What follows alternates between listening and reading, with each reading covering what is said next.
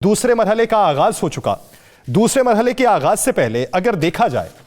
हमने यह भी देखा है कि एक एक हलके से पाकिस्तान मुस्लिम लीग नून के सीनियर रहनुमाओं ने कागजात जमा करवाए हैं। उसकी बुनियादी वजह क्या देखते हैं? उस हलके में मकबूलियत का अंदाजा लगाना है, टेस्टर के तौर पे जमा करवाए हैं, या फिर आपको पार्टी के अंदर लॉबिंग दिखाई देती है, या फिर बैरूनी तौर पे पार्टी के अंदर लॉबिंग का मंजरनामा बनाया जा रहा है और हकीकत उससे मुख्तलिफ? देखिए, सबसे पहले मैं बताऊं, जो इस वक्त तो प्रोसेस चल रहा है इलेक्शन का, और पहला फेज़ नहीं, 2-3 फेज़ गुजर गए हैं उसके। अभी तो स्क्रूटनी पे हम पहुंच गए हैं, जो जांच पड़ताल जिसको कहते हैं, कागज़ों की जांच पड़ताल कर रहे हैं। एक तो आप समझे ना कि जो बात इलेक्शन के मुतल्लिक हो रही है कि इलेक्शन क्रेडिबिलिटी या इस किस्म की बात करते हैं, तो मेरा जिस तरह लोगों की इन्वॉल्वमेंट है इसकी, एक अवाम की या उनकी अवाम की जो रिफ्लेक्शन कैंडिडेट्स के ज़रिए आ रही है, एक एक हल्के में जो नॉमिनेशन पेपर दायर हुए हैं वो एवरेज 10-15 हुए हैं, कहीं 40 हैं, कहीं 20 हैं, कहीं 30 हैं। हर हल्के में बात कर रहा हूँ, MPA का हो या MNA का हो। तो इससे पता चलता है कि लोग किस तरह इस डेमोक्रेटिक प्रोसेस को, इलेक्शन प्रोसेस को कितना ईगरली वेट करते हैं और उसमें वो पार्टिसिपेट करते हैं। तो अगर पार्टिसिपेशन इस लेवल की हो तो वो इलेक्शन पे क्वेश्चन मार्क करना, और कल को पोलिंग में देखेंगे कि जो टर्न आउट होगा वो बड़ा इम्प्रेसिव होगा। जो मैं देख रहा हूँ लोगों की इन्वॉल्वमेंट, और जिस तरह वो लोग चाहते हैं हम अपना vote, right of vote exercise करें। तो ये मैं समझता हूँ कि इलेक्शन बहुत ही खुशआइंद बात है कि इलेक्शन होने जा रहे हैं पाकिस्तान में, और उनकी जो भी नुमाइंदे होंगे उनके ज़रिए हुकूमत चलाएगी, जो कि इन्हें पाकिस्तान में लिखा हुआ है कि रमूज़े सल्तनत मुंतखब नुमाइंदों के ज़रिए चलाया जाएगा।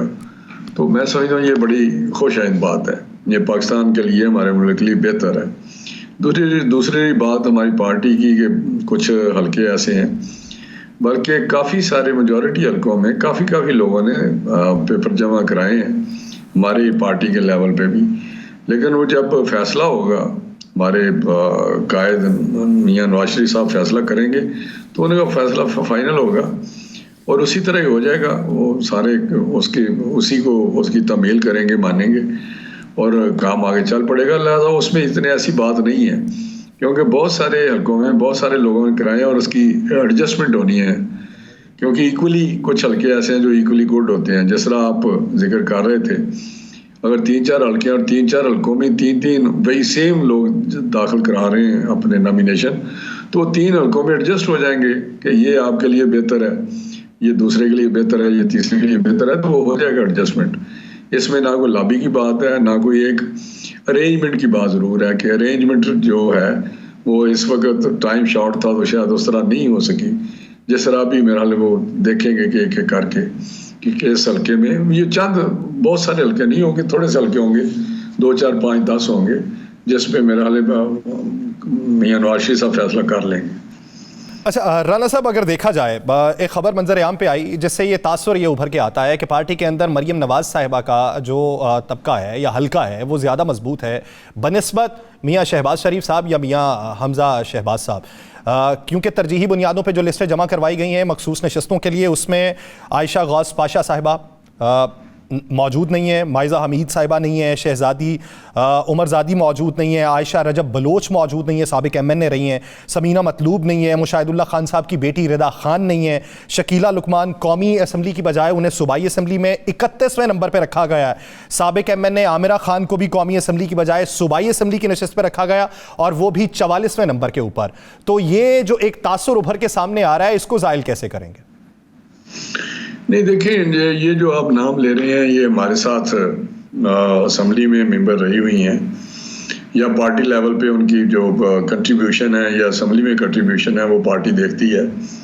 और उसके मुताबिक फैसला करती है। मैं इससे बिल्कुल इत्तेफाक नहीं करता, ना ऐसी बात है। ये कुछ ऐसी चीज़ें, कुछ एलिमेंट्स होते हैं जो कोई ना कोई चीज़ इस तरह करते रहते हैं, और ये आज की नहीं है, हमेशा से बातें चलती हैं कि फलां जगह पे इस तरह हो रहा है, फलां पार्टी में, और हर पार्टी में ये कोई ना कोई सिलसिला चलता है। सारे कंसेंसस से, मशवरे से, 100% मशवरे से जो लीडरशिप है वो बात करती है और फैसला मियां नवाज शरीफ साहब करते हैं। हम शहबाज साहब हो, मरियम बीबी हो, वो अपने अपनी पोजीशन या किसी के मुतल्लिक बात करते हैं कि ये इसने अच्छा काम किया है, ये अच्छे हैं, उसका मेरिट डीमेरिट की बात करते हैं और फिर मियां नवाज शरीफ साहब फैसला करते हैं। मैं एक बात आपको बताना चाहता हूँ कि जितना मियां नवाज शरीफ साहब को पता है, मैं भी मेरा हाल है अब इस पार्लिमानी जो प्रोसेस है या इसमें चल रहा हूँ कोई 40 साल से, 85 से। तो मियां साहब भी एज ए चीफ मिनिस्टर 85 से शुरू किया हुआ है ये काम। तो मैंने देखा कि जितना मियां साहब को पाकिस्तान के एक एक बंदे का पता है, शायद उतना हमें इल्म नहीं है। वो जब हम उनकी इंटरव्यू के लेवल पे देखते हैं कि उनकी फैमिली को जानते हैं, वो हाल पूछते हैं, वो इतना ज़्यादा हमें गहराई में नहीं पता होता। तो वो फिर फैसला अपनी जो उनके पास सारी उनका नॉलेज होता है या जो पता होता है उनको, वो फिर फैसला कर देते हैं। तो मेरा ख्याल है इसमें कोई चंबे की बात नहीं है, कभी नहीं हुआ कि वो लोग हर सूरत रिपीट हो। वो फिर रिपीट कुछ परसेंटेज ऐसी होती है जो उसमें से मिस होती है, तो वही होगा। बाकी फैसले सर आप रेपिटेशन की राणा साहब बात कर रहे हैं और अपना हवाला भी दे रहे हैं कि आप 40 साल से सियासत के अंदर मौजूद हैं। तो रेपिटेशन जब इन जगहों पे पहले नुमाइंदे को मुकर्रर किया जाना और 1-2 बार रखना और फिर बाद में तब्दील कर देना, तो वो फिर किन बुनियादों पे होता है? देखो, उनका पार्टी के साथ उनकी कमिटमेंट या उनका उसमें कंट्रीब्यूशन, पार्टी लेवल पे कितना पार्टी में काम किया है और कितना असम्बलियों में, अगर पहले असम्बलियों में नॉमिनेट हुए तो किस तरह काम किया है। तो ये मखसूस रिश्तों की मैं बात कर रहा हूँ। बाकी जो हमारे इलेक्टेड जो हल्के वाले लोग हैं, वो वहाँ क्राइटेरिया ये है कि उसके हल्के में पजीराई कितनी है, वहाँ पे अवाम उसका वोटर खुश है नहीं खुश है। वो जिसको आप इलेक्टेबल्स भी आजकल एक बड़ी टर्म चली हुई है, तो उसमें ये देखना पड़ता है पार्टी को, अगर 3 बंदे वहाँ पे ख्वाहिशमंद हैं तो उसमें से कौन सा बंदा ऐसा है जो पार्टी के साथ कमिटमेंट भी है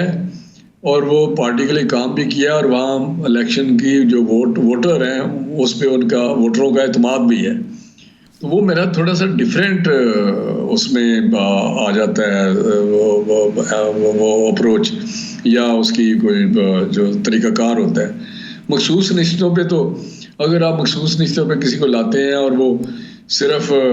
असम्बली में जाके कंट्रीब्यूट नहीं करते बल्कि पार्टी और उस फोरम पे वो इतना ज़्यादा किरदार नहीं अदा कर रहे, तो यकीनी तौर पे पार्टी रिकन्सिडर करती है जब दोबारा मौका मिलता है कि अब इन्होंने जाना है, दोबारा इनको उस प्रोसेस से गुजरना है या नॉमिनेट होना है। तो मेरा ख्याल है ये कोई इतनी ही अजीब बात नहीं है जो आप बात कर रहे हैं। सही, अच्छा चले राणा साहब, आप जो हमारे हल्के हैं जी उसमें भी अगर कोई बंदा 1 दफ़ा 2 दफ़ा 3 दफ़ा रहा भी है MNA या MPA, तो अगर अपने अवाम में, अपने वोटर में उसका वो पजीराई नहीं है, वो इत्मीनान नहीं है, तो यकीनी तौर पे पार्टी उसको रिकन्सिडर करती है कि इस दफ़ा इनको हम उधर नॉमिनेट करें या ना करें। तो इलेक्शन तो जीतना है ना जी, वहाँ पे अगर हमारे पास अवेलेबल हैं कैंडिडेट और जीतने की पोजीशन में है, तो मेरा हाल पार्टी यकीनी तौर पे उनको प्रेफर करती है।